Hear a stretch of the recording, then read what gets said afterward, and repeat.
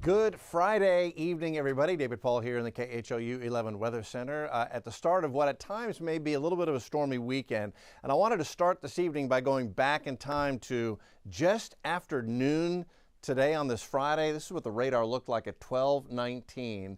And this area of heavy thunderstorms was moving north up I-45, up the Hardy Toll Road. Bush should have caught in the airport, hit heavy thunder at that time. That was heading toward Tomball. But in the Spring area, right around this time, they had a lightning strike hit a house that caught it on fire.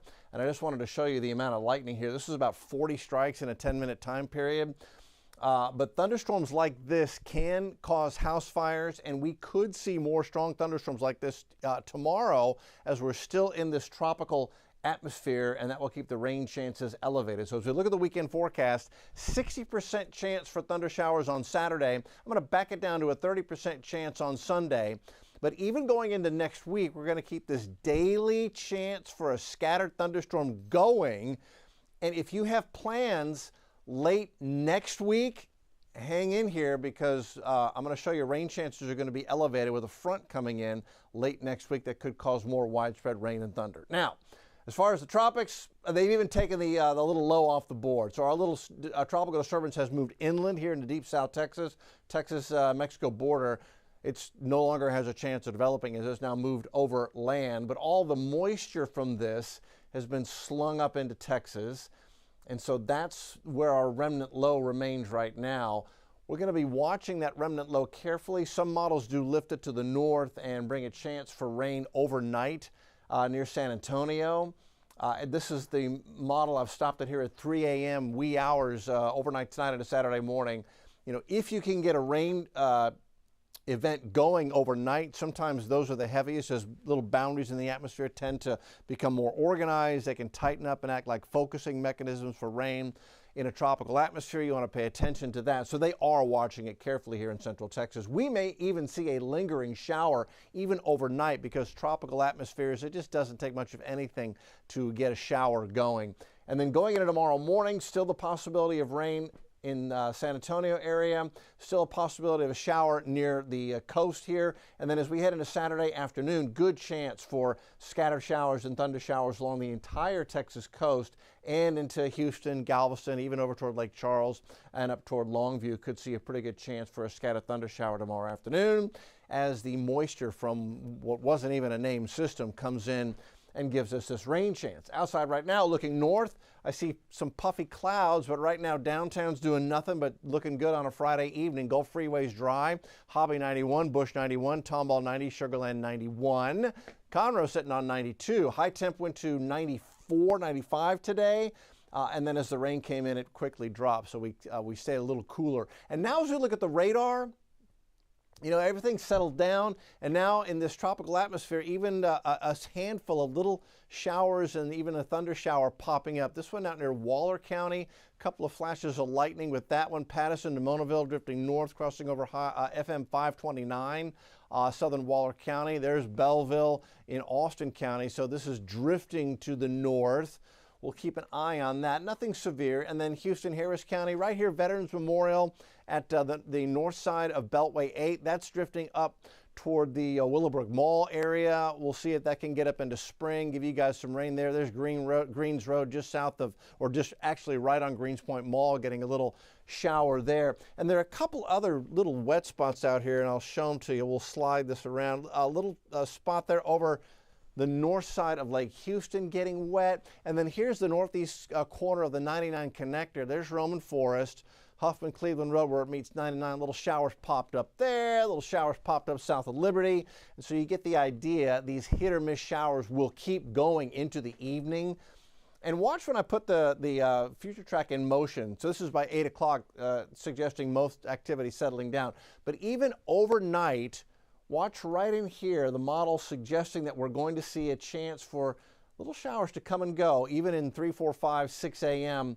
going into Saturday morning, a shower near Brenham. So rain chances never go away completely overnight. That's a function of the tropical atmosphere. When I say tropical, it means it's saturated, almost completely saturated from the surface to the top of the atmosphere, top of the troposphere.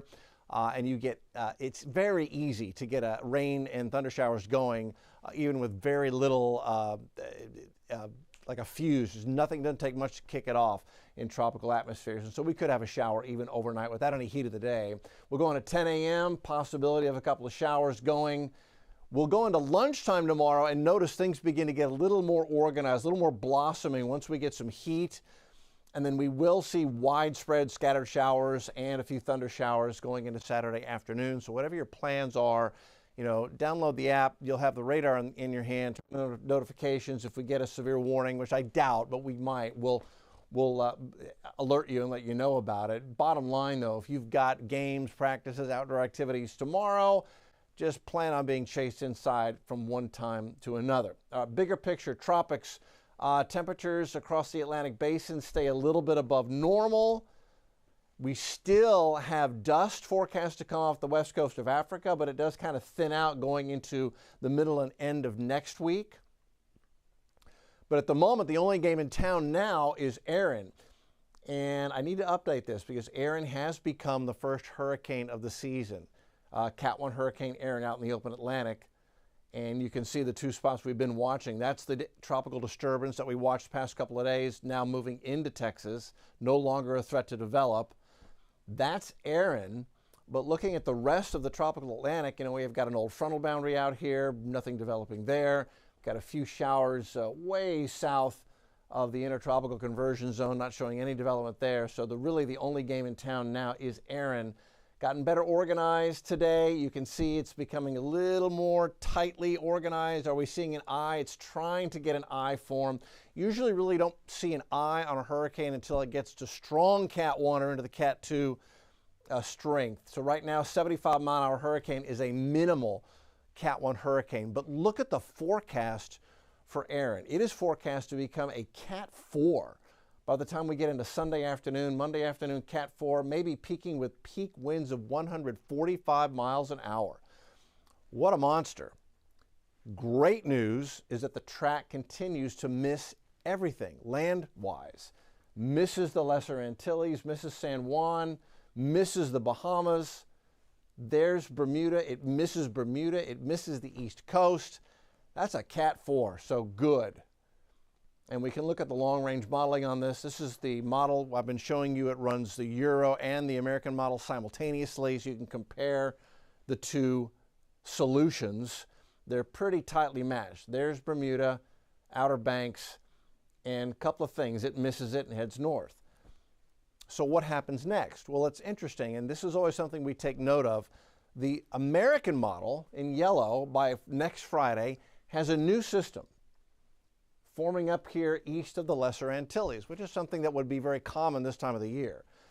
But you only see yellow here. You don't see red. So what's going on? Well, the European model doesn't pick up on any new development here going into August 22nd. So we'll see if the American model is correct or if the Euro is correct. This time of the year, though, as you try to get this far out looking at developing systems, it becomes very uncertain. So take that with a grain of salt. Also take with a grain of salt, neither model has anything new developing in the Caribbean or the Gulf of Mexico through the end of next week. Again, you go this far out in time and the solutions get very, the amount of uncertainty grows. So just because it's showing nothing here doesn't mean something can't pop up. We look at the models, we say, okay, and then we continue to just take it one day at a time. Saturday's numbers, 30% chance for a scattered shower even at sunrise tomorrow. I think 91 by lunchtime will be enough to get a 60% chance of scattered showers and thunders going, and then it'll keep that rain chance at 60% in the afternoon. High temp may hit 94 in some places. Where you get rain, you won't hit 94. The extended forecast, Sunday down to a 30% chance for an isolated shower. 30% Monday. We'll bump it to 40 Tuesday and Wednesday. But remember at the beginning of this, I told you to hang in there. If you've got plans, the end of next work week, Thursday and Friday, models are suggesting a little frontal boundary is going to push in here. So this boundary, you know, get an August front down in here. It's nothing that's going to cool us off, but it will be a trigger for a better chance for rain and thunderstorms. We're going with 70% Thursday and Friday of the end of next week. So just make a little mental note if you got plans end of next week.